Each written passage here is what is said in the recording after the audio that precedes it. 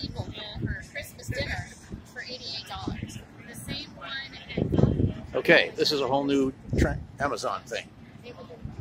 It turns out they have this thing called the treasure truck. Here we are sitting in right across from Hobby Lobby, as a matter of fact. We're in a parking lot. And you call them, you order this online, and they'll tell you when the truck will be here for about an hour. You have to open up the Amazon app, buy it something, and meet the truck. I thought it was a kind of like a picnic thing.